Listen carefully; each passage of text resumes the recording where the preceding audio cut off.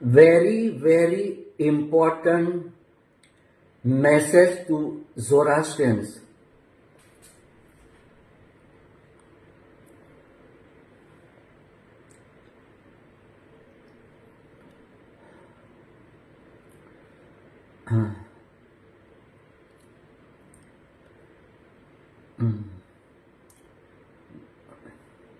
अगर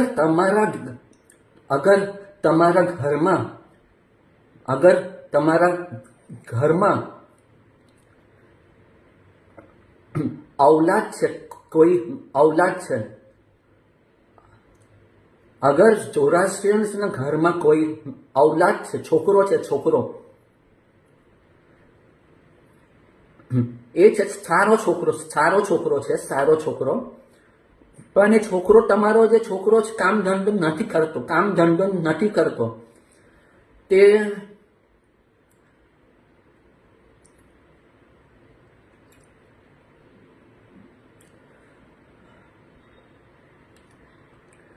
સવારના સજના નીચે જઈને બેસે છે. જે તમારો એરી ગલી છે, એરી કોલોની છે, એરિયા છે, તો જઈને તમારો છોકરો બિલ્ડિંગમાં બેસે,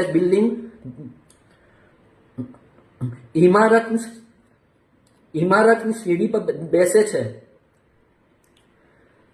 તો એની સાથે શું થાય છે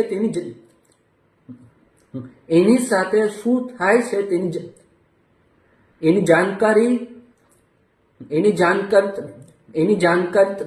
તમને નથી થતી. તમને તો તમારા એરિયાના જે રહેવાસીઓ છે ને તે તમારા દીકરાને શું કહેશે? દીકરા અહીંયા આવની, આ જરા દુકાનમાંથી આ લઈ આવની,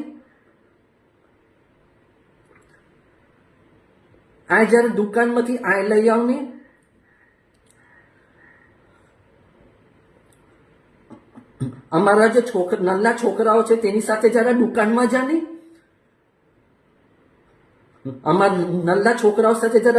જાની, એ લોકોને પેલું જોઈ જરા જઈ આવની. તો જે તમારો દીકરો છે એની સાથે શું થાય તેની જાણકારી તમને નથી થતી.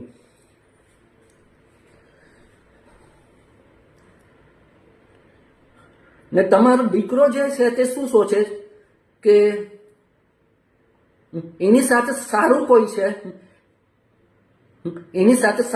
છે, તો એ બી સારી રીતે છે.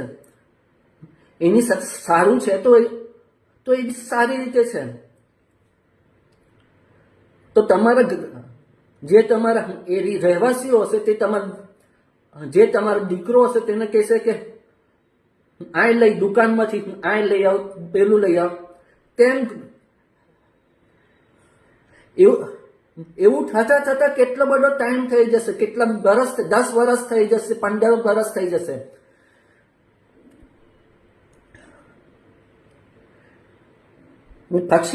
પછી તમારા દીકરા સાથે ખોટું કરશે. તો એવું જો થશે તો તમારા દીકરાના દિમાગ પર શું અસર થશે? મેં એક્સપિરિયન્સ કીધેલું છે. તો વેરી ઇમ્પોર્ટન્ટ મેસેજ ટુ ઝોરાસ્ટ્રિયન કે તમારા ઘેરમાં औलाद હોય એને ચેતવણી આપવાની કે તમારા એરિયાનું કોઈ બી કે દુકાનમાંથી આ લાવો, દુકાનમાંથી પેલું લાવો, તો નહીં કરવાનું. You should not do work of neighbours. જે તમારો દીકરો છે તેને કહેવાનું કે you first ask my father mother.